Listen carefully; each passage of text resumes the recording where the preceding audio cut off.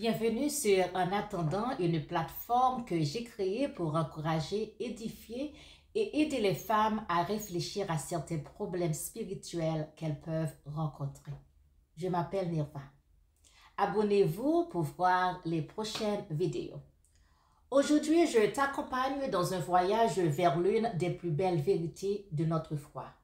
Ton corps n'est pas une erreur, c'est une révélation. Je vais parler brièvement sur certains points que j'aborderai dans les prochaines vidéos sur la théologie du corps. Premier point. I'd like to thank you for the faith and strength to win the day. Your words bring light, your power never dies and takes my fears away. Ton corps parle le langage de Dieu. La théologie du corps nous enseigne que ton corps a été conçu pour exprimer l'amour divin. Tu n'es pas un esprit enfermé dans une chair, tu es corps et âme, destiné à aimer comme Dieu aime, pleinement, fidèlement, fructueusement et librement. Comme le dit la Bible dans 1 Corinthiens 6, versets 19 et 20, nous ne nous soumettons à personne. Nous avons été rachetés à un grand prix. Honorons donc Dieu avec notre corps. Deuxième point. Tu fais partie du corps du Christ. Ton corps fait partie de quelque chose de plus grand. Nous sommes le corps du Christ et nous en sommes tous membres. 1 Corinthiens 12, verset 27. Cela signifie que tes actions, ta présence, ton service rendent le Christ visible au monde. Le christianisme n'est pas seulement une croyance, c'est une vie que l'on vit dans son corps.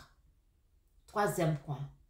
L'union sexuelle et la communion du Saint-Esprit dans le mariage. L'union sexuelle n'est pas seulement physique, elle est sacramentale.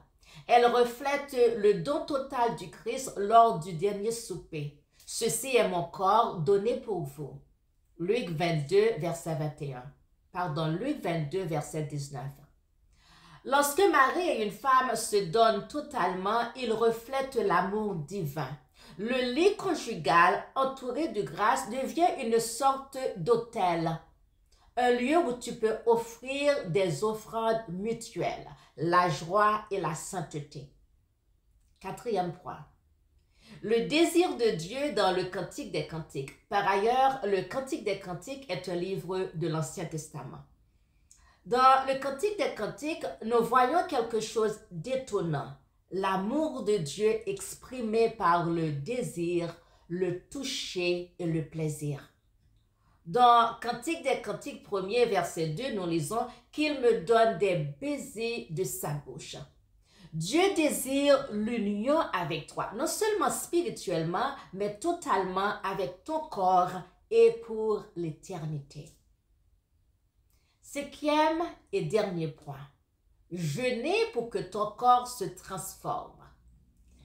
L'histoire du salut commence par le repas et se termine par le repas.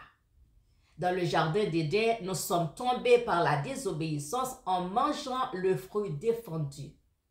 Lors du dernier souper avec Jésus avant sa mort, nous sommes rachetés lorsque nous recevons par l'obéissance le pain et le vin qui symbolisent le corps et le sang de Jésus.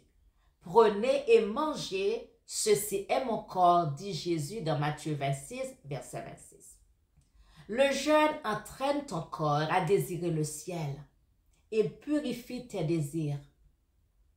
Le dernier souper que Jésus a pris avec ses disciples a élevé ce qui est sur terre, le pain et le vin, qui symbolisent le corps et le sang de Jésus lui-même. Le christianisme ne rejette pas ton corps, il l'élève. Dans Philippiens 3, verset 21, la Bible dit « Il transformera le corps de notre humiliation pour le rendre semblable à son corps glorieux. » Enfin, ton corps est important. Ta faim, ton amour, tes désirs, tout cela a un sens. Laisse la grâce entrer en toi. car en Christ, ce qui est le plus humain devient le plus saint. Merci d'avoir regardé la vidéo. Que Dieu te bénisse et à bientôt.